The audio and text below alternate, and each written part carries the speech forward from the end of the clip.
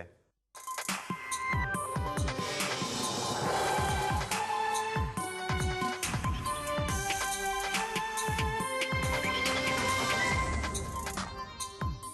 carabinieri di Padova hanno arrestato 5 persone ritenute appartenenti ad una banda dedita a furti e rapine ai danni di commercianti. Per i loro colpi erano pronti a tutto, anche alla violenza. Maxi operazione antidroga dei carabinieri di Chioggia e della Guardia di Finanza ha sgominato una banda dedita all'importazione dalla Spagna di cocaina e marijuana, 25 arresti.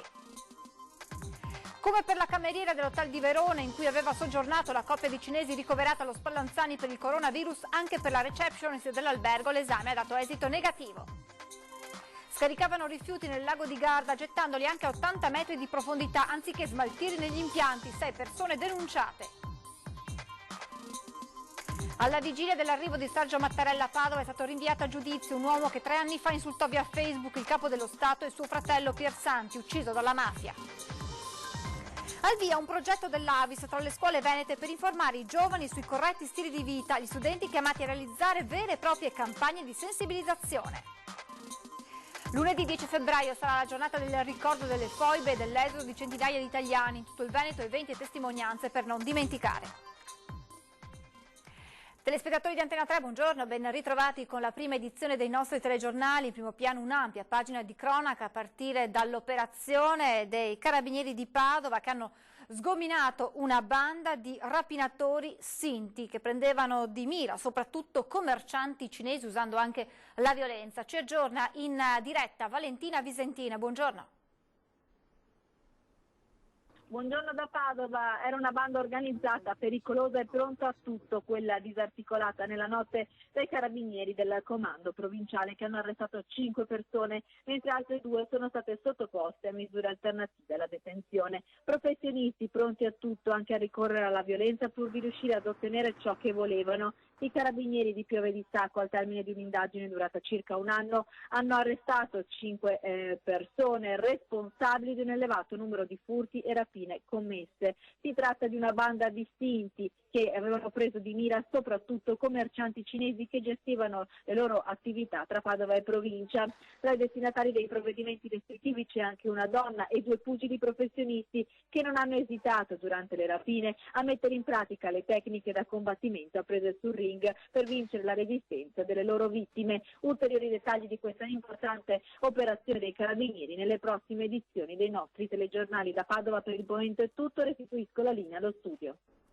Grazie a Valentina Visentin. E adesso la vasta operazione antidroga dei carabinieri di Chioggia insieme agli uomini del GICO della Guardia di Finanza che ha portato a 25 ordinanze di custodia cautelare tra Italia e Spagna, 75 perquisizioni. I dettagli in collegamento con Ilaria Marchiori. Buongiorno. Buongiorno da Chioggia, dove i carabinieri da questa mattina all'alba stanno dando esecuzione a 25 misure cautelari a carico di altrettanti soggetti di nazionalità italiana, ucraina, marocchina e slovena nelle province di Venezia, Padova, Rovigo, Ferrara, Treviso e Torino. Questo a conclusione dell'indagine denominata Tsunami, in accoglimento della richiesta della Procura lagunare per il reato di spaccio di stupefacenti in concorso.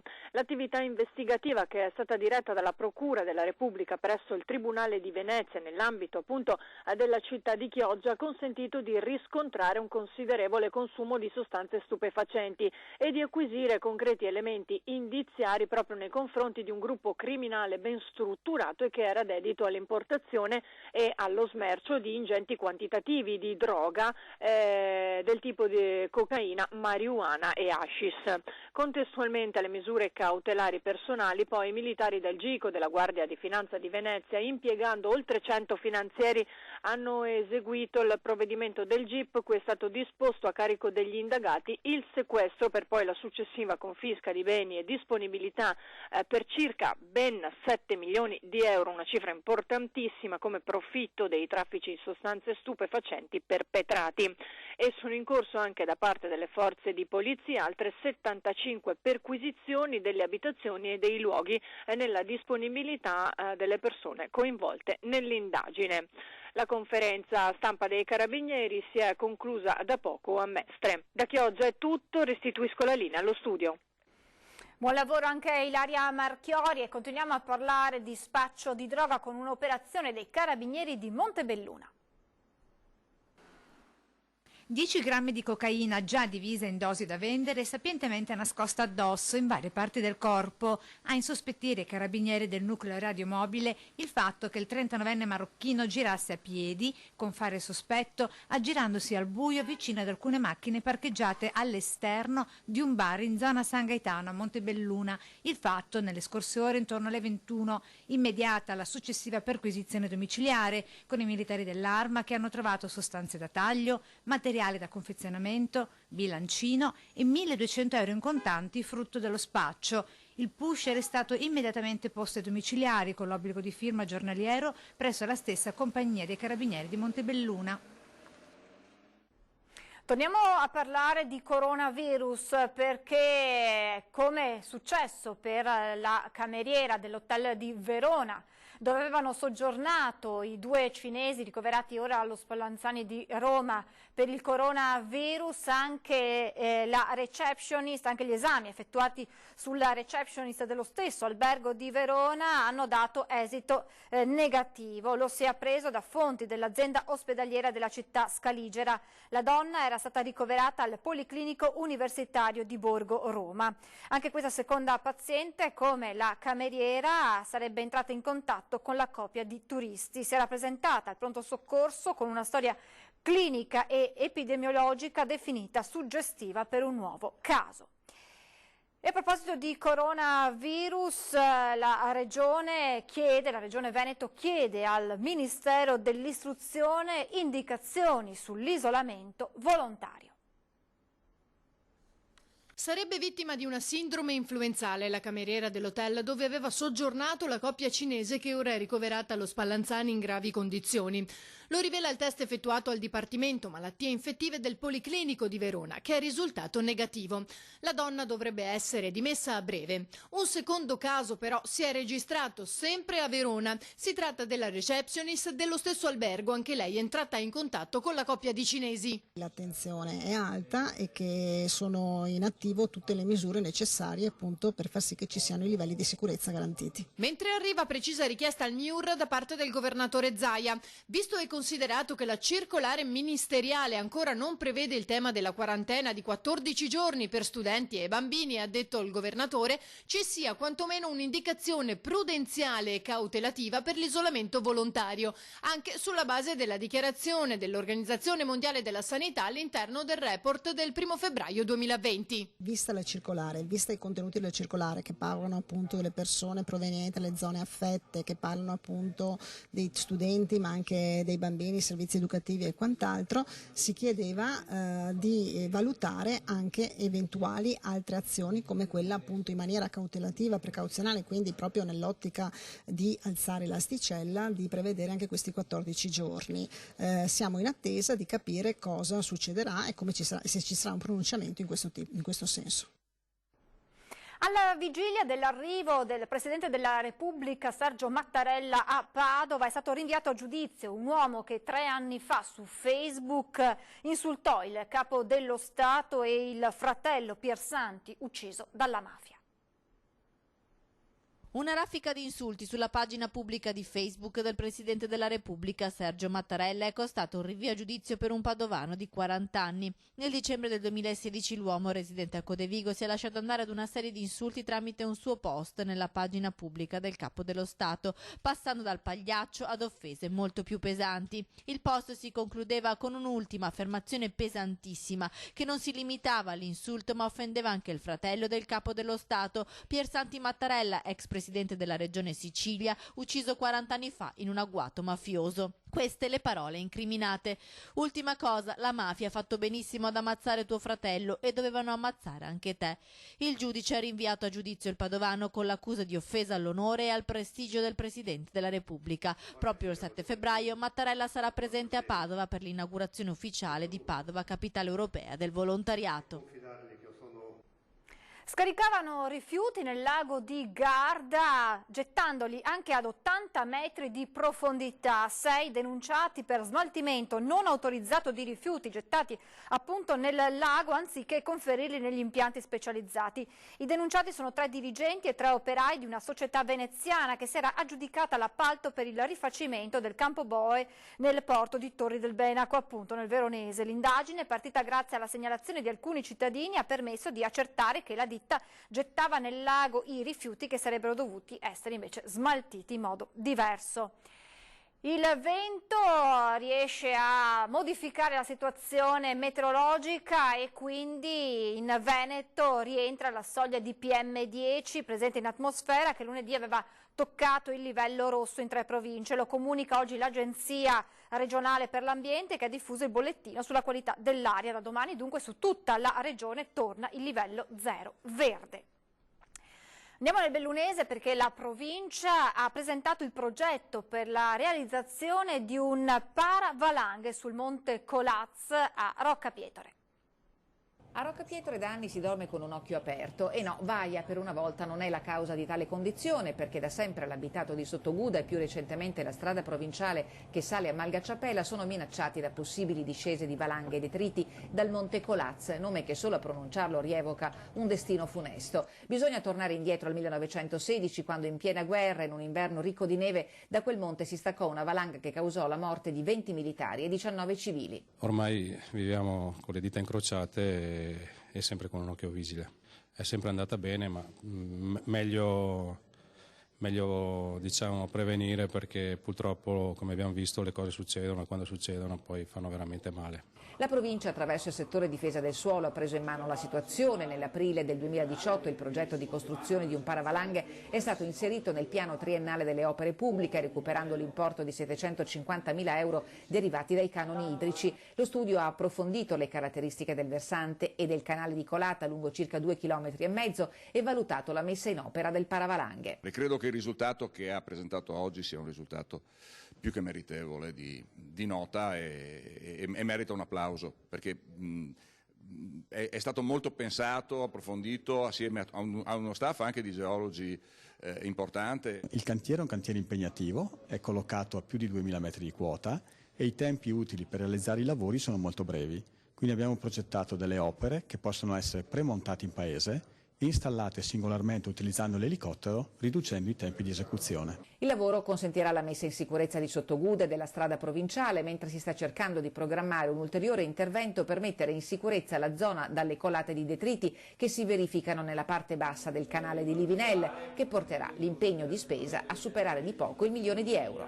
Questa è l'indicazione che ho dato adesso agli uffici, di proseguire proprio nella messa in sicurezza totale anche dal punto di vista idrogeologico e non solo valanghivo. La politica, Enrico Cappelletti, padovano di 52 anni, sarà quasi sicuramente lui il candidato per il Movimento 5 Stelle alle prossime elezioni regionali di maggio in Veneto. Inizialmente sembrava che a sfidare il governatore uscente Luca Zaia sarebbe stato Jacopo Berti. Per lui invece si apre la strada di un incarico politico fiduciario all'interno del movimento a Roma. Commercio in sofferenza tra nuovi registratori di cassa e vendite online. Anche Vicenza non sfugge alla crisi e il suo centro storico vede chiudere sempre più negozi. Commercio a Vicenza continua la crisi, il saldo tra chi apre e chi chiude è negativo, il centro storico langue, poco passaggio, il venir meno di molti uffici, la questione parcheggi. Il centro, se riuscissero a renderlo un po' più appetibile come parcheggi, cioè bisogna venire in centro e bisogna che si riesca a venire facilmente. Questo aiuterebbe, sono sicura, il commercio, pur esistendo le vendite online e tutto quello che segue. Già, l'altra grande questione sono le vendite via internet. I grandi colossi della distribuzione online si stanno mangiando una grande fetta di mercato. L'online è un altro grosso problema, perché non capiscono che comunque il negozio cioè tocchi la cosa, la vedi, Purtroppo vengono, fotografano e poi acquistano, ecco, cosa bruttissima. I tempi sono abbastanza duretti, sì. L'online aiuta molto a non muoversi di casa. Negozianti da generazioni che, visto l'andamento, gettano la spugna e come loro anche altri. Dopo tanti anni, perché noi siamo 3 generazioni di commercianti, a malincuore ho dovuto chiudere perché purtroppo ormai la gente viaggia su online, sui centri commerciali. Centri commerciali sempre più attrezzati e comodi da raggiungere, mentre il centro storico si chiude anche per gli affitti diventati troppo cari, si parla di 13.000 euro al mese, negozi sfitti che non riescono a riconvertirsi e così le saracinesche rimangono abbassate per mesi e poi anni. Per non parlare delle svendite, le promozioni, i saldi, il Black Friday di importazione americana ormai diventati permanenti. Bisognerebbe annullare le vendite promozionali oppure limitarle in un periodo di tempo al di fuori della stagione, in modo che il commerciante possa fare le sue vendite, poi fare una svendita in un piccolo periodo e poi continuare, perché ormai il tempo se no del commercio non esiste più. È il momento di fermarci per qualche istante di pubblicità, tra poco.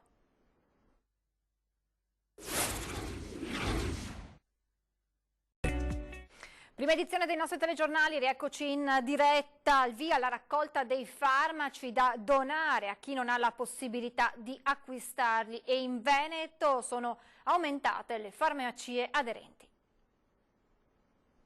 Il banco farmaceutico compie 20 anni e per l'occasione la giornata di raccolta del farmaco dura una settimana, dal 4 al 10 febbraio. L'iniziativa è stata presentata in Giunta regionale del Veneto alla presenza dell'assessore alla sanità Lanzarin.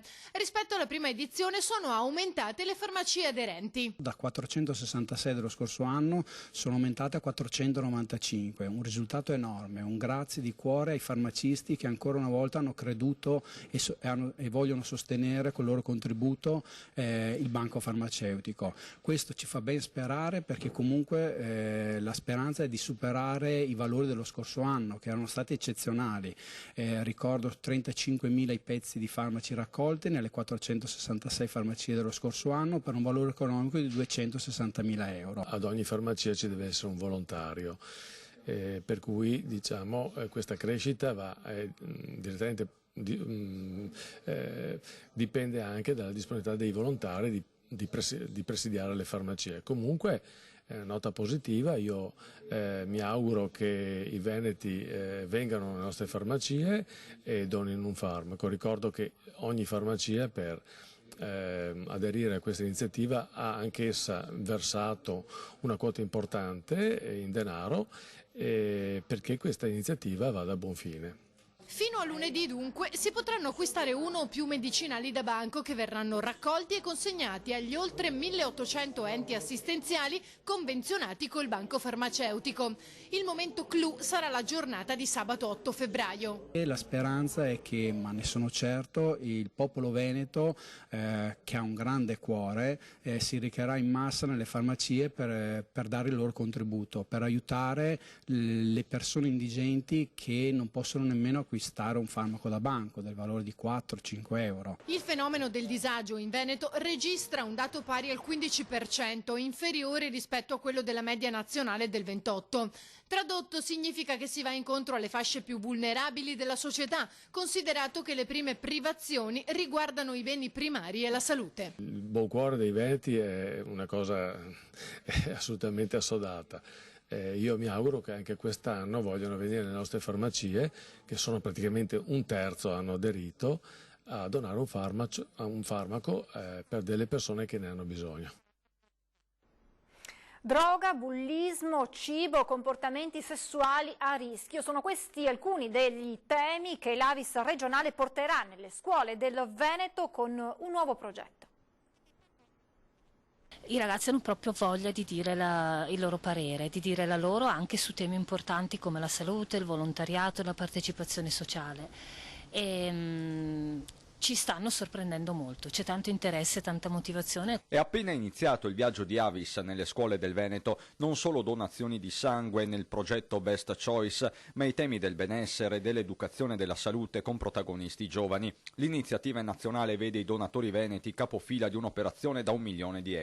In Best saranno gli studenti a ideare una campagna informativa su temi caldi per le nuove generazioni e che saranno loro a scegliere attraverso un questionario. Abuso di sostanze, alcol, droga, bullismo, rapporto con il cibo e pure comportamenti sessuali a rischio. Non andremo a fare educazione all'affettività piuttosto che educazione sessuale, ma ciò che sviscereremo con i ragazzi è capire quali possono essere le conseguenze di comportamenti sessuali, no, appunto a rischio. Soprattutto quello su cui vorremmo incidere però è proprio comportamenti di stili di vita sani, anche in termini di fare attività fisica, quindi la prevenzione per avere appunto una salute in ordine. Questo è un tema che a noi interessa molto anche come donatori di sangue. La prima scuola a iniziare il percorso con Avis sarà l'Istituto Nightingale di Castelfranco, poi seguiranno altre 9 scuole in tutto il Veneto. Per Avis, che da anni entra con regolarità nelle aule per promuovere la cultura della solidarietà, si tratta di una nuova sfida. Si cerca di uscire anche un po' dalla comfort zone della donazione e si cerca di andare anche su tematiche della salute che comunque riguardano il lavoro di Avis e quindi sono importanti, soprattutto per la fascia d'età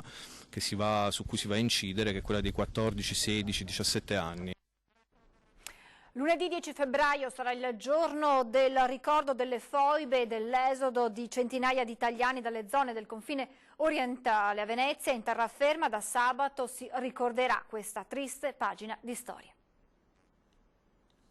Veneziani e veneti, informatevi sulle foibe e sull'esodo degli italiani da Istria, Fiume e Dalmazia. Lo scopo della giornata nazionale del ricordo, il 10 febbraio, è soprattutto questo. I numeri purtroppo non sono ancora noti. Ci sono alcune riviste, alcune pubblicazioni, alcuni cosi storici che fanno passare dagli 8 ai 12.000, altri parlano di 20.000. Purtroppo proprio per la natura di questi infami delitti non è possibile dire quanti possono essere. Noi stimiamo circa 10-12.000. Nella memoria della giornata del 10 febbraio questa cosa viene ricordata a tutti i livelli istituzionali, quindi le istituzioni sono vicine a noi in questo particolare momento. Una pagina dolorosissima costellata di infami delitti e di inconsolabili addii a quella terra natia che fu latina, veneziana e italiana, l'Istria. Le principali cerimonie cittadine di ricordo si svolgeranno sabato 8 febbraio al Duomo di Mestre con la messa del ricordo alle 18:30 e lunedì 10 alle 11 in Piazzale Martiri delle Foibe a Marghera con la deposizione della corona d'alloro accompagnata dal coro degli studenti dell'Istituto Comprensivo Grimani. Sempre lunedì alle 18 al Teatro Momo di Mestre la lettura scenica La Foiba del Silenzio. Furono 350.000 gli esuli, a Venezia ne passarono forse 30.000. Dalle 6 alle 8.000 persone si fermarono a Venezia e dintorni. Dopo 3 generazioni oggi potrebbero essere 2 o 3.000. Verso di loro l'Italia ha un debito morale, evidenzia Millic. È il debito della conoscenza. Noi non siamo una popolazione bellicosa, non siamo dei revanscisti, non vogliamo niente e tantomeno vogliamo essere equiparati a qualche movimenti che vogliono rivendicazioni, però vorremmo che esistesse una conoscenza storica. E abbiamo, per continuare a essere italiani, abbiamo dovuto rinunciare alla nostra terra, alle nostre abitudini, soprattutto alla nostra vita sociale, che è una cosa che era un unicum. Sul piano storico le scuole hanno per lungo tempo, i libri di storia hanno ignorato il nostro sacrificio. Si allungano i tempi per il via libera alla New Co per la gestione degli impianti della stazione sciistica del Nevegal, in corso un'analisi di fattibilità economico-finanziaria. L'uscita delle notizie che hanno anticipato il presunto naufragio della New Co tirata fuori dal cilindro dell'amministrazione Massaro per rilanciare il Nevegal ha surriscaldato il clima a Palazzo Rosso. Riunioni di maggioranza tese hanno prodotto nella giornata di martedì una smentita contenuta in una nota congiunta del primo cittadino e dei suoi capigruppo. Alle richieste della stampa di chiarire, Massaro risponde così. La New Co non esiste, stiamo lavorando per costituire la New Co e stiamo facendo gli atti propedeutici alla costituzione del NewCo che sono previsti. Il sindaco di Belluno spiega che si sta seguendo l'iter predeterminato con il privato e i partner e che il limite temporale per la partenza della società indicato in primavera sarà giocoforza posticipato. I tempi non si concludono in primavera, questo è sicuro. Di questo siamo consapevoli noi, è consapevole il privato, siamo consapevoli un po' tutti e stiamo lavorando ugualmente per andare avanti, punto e basta. Già, punto e basta, perché stando alle risultanze dei colloqui intercorsi fra il primo cittadino e i promotori di Nevegalla SPA è invece arrivato lo stop inatteso all'operazione che le brochure presentate ai portatori di interesse annunciavano a marzo 2020. Stiamo alla finestra, dice la D di Unifarco Massimo Slaviero, disponibile a investire anche nella veste di sponsor. A Palazzo Rosso sono in corso le verifiche sulla convenienza dell'operazione, intanto Massaro esclude l'ipotesi che gli impianti possano tornare in capo al Comune, come suggerirebbe al contrario il progetto di legge depositato dal consigliere regionale Franco Gidoni, che garantirebbe un fondo per finanziare gli interventi di cui il Nevegal ha bisogno. È una ipotesi abbastanza remota ed è anche un'ipotesi che, da quello che penso io, è stata abbastanza non scartata, però diciamo poco caldeggiata dal Consiglio Comunale, che ritiene la proprietà degli impianti sostanzialmente meno fattibile come tipo di operazione. Oggi quel disegno di legge però non dice esattamente quali cifre sono esclusivamente riservabili al Nevegal, sostanzialmente, perché il disegno di legge è un po' poco chiaro rispetto a questo. Nel caso in cui la NewCo non potesse partire, qual è la via d'uscita? Ma perché non si dovrebbe poter costituire la NewCo? Ci stiamo andando avanti con gli atti, stiamo facendo questi atti qua, non vedo per quale motivo non si potrebbe costituire. Scopriste che ci sono degli impedimenti dal punto di vista normativo? Non saprei, a quel punto andremo ad esplorare altre strade alternative. Per noi l'obiettivo fondamentale è che ci sia un'attrattività turistica sul Nevegal. Siamo in chiusura, prima di salutarvi vi ricordo l'appuntamento questa sera con 20:10, si parlerà di Terraglio Est insieme a Riccardo Barbisan della Lega, Stefano Pelloni del Partito Democratico, poi a seguire come ogni giovedì torna in prima serata alle 21:15 una nuova puntata della Zanzega che ci porterà alla scoperta delle meraviglie della nostra regione. Questa sera in particolar modo andremo a scoprire le bellezze storico-culturali di Padova. Appuntamento dunque questa sera con la Zanzega. Adesso invece vi lascio come sempre a ore 13, prima però le previsioni del tempo. Grazie per averci seguito e buona giornata.